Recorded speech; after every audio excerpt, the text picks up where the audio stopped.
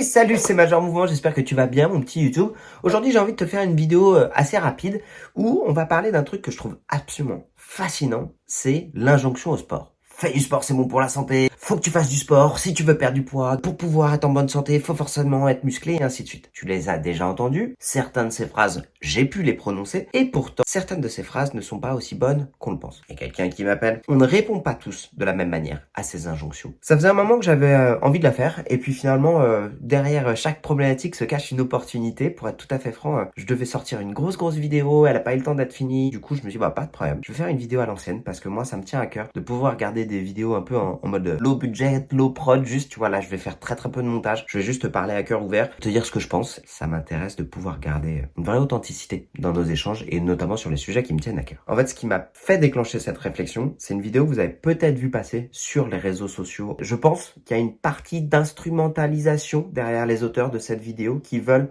générer de l'attention. C'est pas quelque chose pour lequel je suis forcément contre, mais il y a eu dans sa réponse une utilisation de mon commentaire dans sa vidéo, et ainsi de suite. Donc j'aime pas beaucoup tout ce qui est de l'ordre de l'utilisation, de la visibilité de l'un de l'autre. Du coup, j'ai pas envie d'en rentrer là-dedans. Même si en faisant la vidéo, je le fais un peu, mais pour pas être dans cette surenchère de la réponse sur YouTube que je trouve assez stérile la plupart du temps, où tout le monde est perdant. Donc je ne vais pas m'attaquer aux personnes, je vais juste nuancer leurs propos. Tu fais pas de sport? Jamais. Ah bon? Bah, c'est pas bien. Faut faire du sport. T'aimes pas? C'est parce que t'as pas trouvé le sport qui te correspond. Essaye la natation, L'équitation? le crossfit, L'aquabiking? le paddle. Eh franchement, arrêtez avec votre sport. Vous nous faites chier. Blablabla, bah c'est parce que c'est bon pour la santé. Alors non, déjà ça, on arrête. Oui, l'OMS considère les activités physiques comme un vecteur de bonne santé. Mais par contre, on parle d'activité physique modérée. On parle pas de séance d'entraînement de 3 heures tous les jours à la salle pour finir avec 30 kilos de masse à 10% de body fat. En fait, comme le souligne Hélène Joncheret, chercheuse à l'INSEP, plus le sport est intense et compétitif, moins on peut l'associer à la santé et au bien-être. Oui, parce qu'en fait, courir après la performance sans écouter son corps, ça a un prix. À long terme, ça peut créer des problèmes musculaires, articulaires, cardiaques. Et on parle même pas des troubles alimentaires que ça peut générer. Mais ça, vous vous en foutez. On va être honnête 2 secondes. En fait, la plupart du temps, quand vous jugez les gens sur leur rapport au sport, le seul critère que vous prenez en compte, c'est leur apparence physique. On doit juste satisfaire des normes corporelles et bien rentrer dans des cases. Mais bon, à force, vos cases, elles sont devenues tellement petites que même les sportifs pros rentrent plus dedans. En fait, l'injonction au sport, elle est juste toxique pour tout le monde. Ceux qu'en font, ceux qu'en font pas, ceux qu'en font pas assez, ceux qu'en font trop souvent, et même ceux qui en font en étant parfaitement dans la norme. Dans tous les cas, il y a un truc qui va pas. D'ailleurs, depuis 2011, l'OMS reconnaît la bigorexie, qui est une addiction au sport, qui détruit le corps et qui touche particulièrement le milieu de la musculation. Donc voilà, s'il vous plaît, arrêtez de harceler les gens avec le sport au prétexte de la santé. Et si vous voulez vraiment que les gens se mettent au sport, allez calmer les grossophobes là en commentaire. Et puis, faut qu'on travaille aussi pour que les salles de sport deviennent plus inclusives. Je crois que c'est là où il y a le plus de boulot à faire. Bon, cette vidéo, je vous cache pas qu'elle est pas très confortable, mais c'est aussi ça la casquette d'un scientifique, c'est parfois de regarder du contenu et d'écouter du contenu qui va à l'inverse de nos propres croyances. Au niveau de la forme, oui, on voit 2 personnes qui sont en colère. C'est une émotion comme une autre. Ce que j'en garde, c'est qu'il y a un mélange de colère, on essaie de s'accrocher à un avis scientifique sorti de son contexte et qu'on essaie d'extrapoler à tout le message et à toute la communauté des sportifs. Je trouve que c'est assez maladroit dans la forme, et s'il y a certaines choses qui sont plutôt louables dans le fond, c'est vraiment noyé dans beaucoup de non-maîtrise du sujet. Je pense que la première chose qu'on doit se poser, c'est un peu chiant comme terme, c'est la question du rapport bénéfice-risque. On ne meurt pas d'une tendinite, on ne meurt pas d'un lumbago, on ne meurt pas de courbature, on ne meurt pas de crampes, on ne meurt pas de bigorexie, mais on meurt de la sédentarité. Il y a cette expression que j'ai entendue récemment dans un podcast que j'ai bien aimé, c'est il y a beaucoup d'informations sur internet, mais toutes ne se valent pas. Quand on est face à un danger, qui est la mort, il faut essayer de tirer l'alligator le plus proche du bateau, quoi. Et en l'occurrence, la sédentarité est un alligator qui est beaucoup plus gros, beaucoup plus proche du bateau que la tendinite, donc l'entorse de cheville. En fait, en réalité, oui, le sport peut parfois déclencher des douleurs musculaires et articulaires. Oui, le sport, à outrance, en effet, dans certains milieux, peut avoir des effets négatifs comme la bigorexie, comme les troubles du comportement alimentaire, comme la fatigue, comme la perte de la libido. Oui, c'est vrai. Mais je remets un peu ma casquette de kiné. Tout ça, ça se régule. Tout ça, ça se gère. Tout ça, on peut le moduler, on peut l'adapter. C'est tout ce qui fait la richesse du monde du sport. C'est de savoir quand on va trop loin pour revenir en arrière. Pour pouvoir dire, oula, je me suis trompé, là, ça me convient pas. La question du rapport bénéfice-risque, c'est quand les risques, certes, ils existent, comme dans tout. Dans la vie, il y a toujours des risques à ce que vous faites des trucs, mais qui sont inférieurs aux bénéfices de l'activité physique. Et en fait, l'activité physique, aujourd'hui, a beaucoup plus de bénéfices que de risques. Il y a beaucoup plus de bénéfices pour la réduction du risque de cancer, pour la réduction du risque de pathologie cardiaque, de la réduction du risque de pathologie neurodégénérative, de risque de passage à la dépression. Il y a des améliorations de l'estime de soi, il y a des améliorations des liens sociaux, il y a des améliorations des douleurs ostéo-articulaires, amélioration de la qualité de sommeil. Les bénéfices de l'activité physique sont largement supérieurs aux risques. Et c'est ça que je trouve qui est un petit peu dommage dans cet argumentaire. Bah oui, c'est sûr que si vous restez dans votre canapé, il risque pas de se passer grand-chose là à l'instant T. Mais en fait, aujourd'hui, le canapé tue plus qu'une barre de squat. Et là, on est en train de se tromper de message. On est en train de se tromper de message entre on mélange les bénéfices de l'activité physique et les risques et ce qu'on voit sur les réseaux sociaux. Et ça n'a rien à voir. Peut-on parler de ce qui se passe sur les réseaux sociaux? Oui, on peut en parler.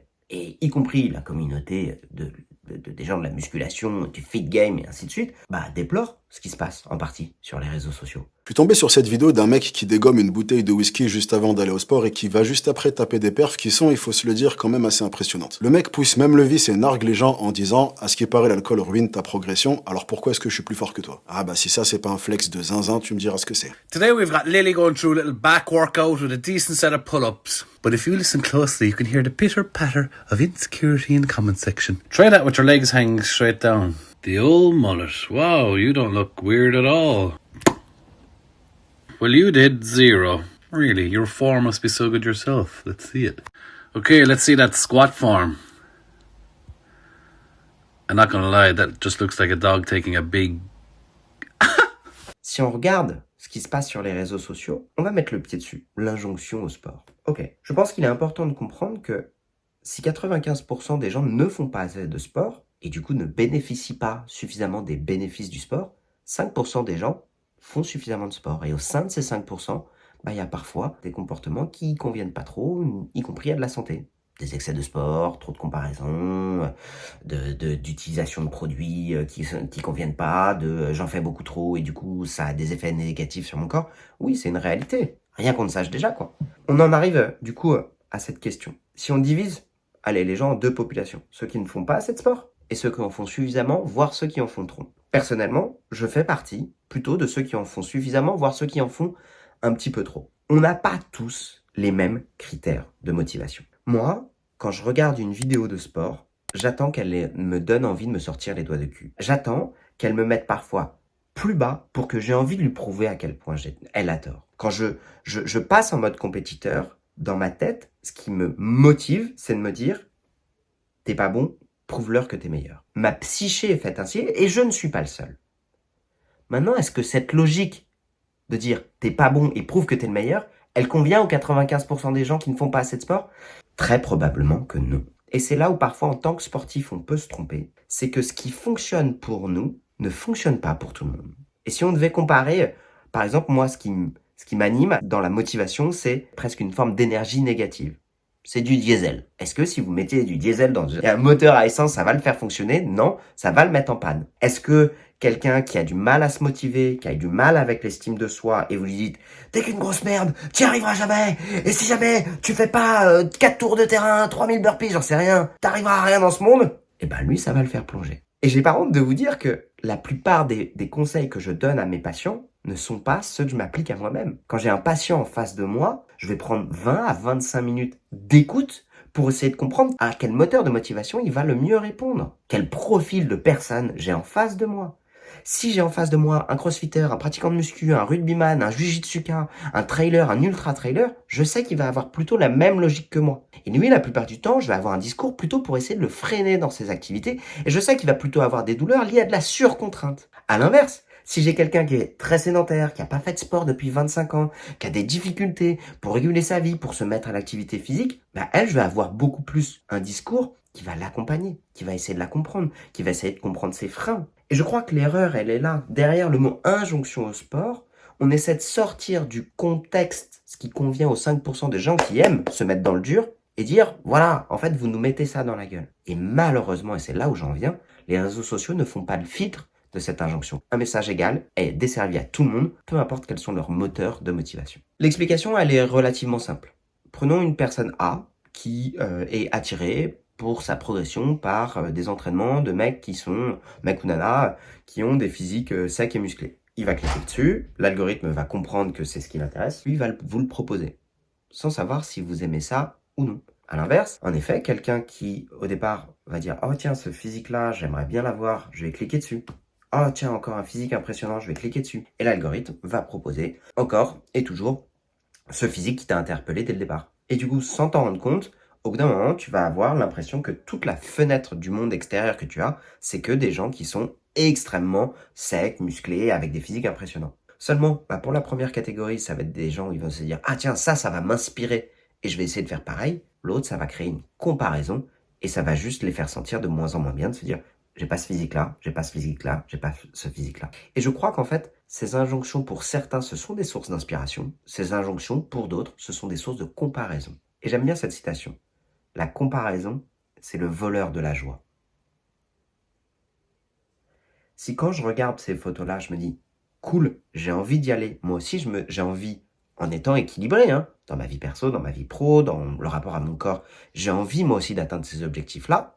Ok, go. Si à l'inverse, quand je les regarde, je me sens mal et ça va générer du stress, ça va générer des questionnements, ça va générer des doutes et je vais me sentir moins bien, alors je suis désolé de vous le dire, mais la réponse, elle est très simple.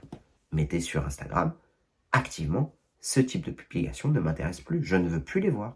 Ce qu'il y a d'intéressant, je vais finir là-dessus. Comprenez bien que le poids de l'algorithme, ça crée un peu une vision comme ça du monde. C'est faux. Le monde est beaucoup plus vaste, beaucoup plus riche. En fait, si vous regardez les gens sur la plage, si vous regardez les gens sur le marché, en fait, des physiques extrêmement musclés, extrêmement secs, vous en voyez jamais, en fait. Ça représente peut-être 0,5% des gens. Et ces 0,5% des gens représentent une communauté qui est très importante sur les réseaux sociaux parce que parfois ils se partagent de l'inspiration, parfois ils se comparent, parfois ils sont toxiques les uns envers les autres, parfois ils sont très positifs envers les autres. Bref, une fois de plus, rien de neuf sous le soleil, ça reste de l'humanité.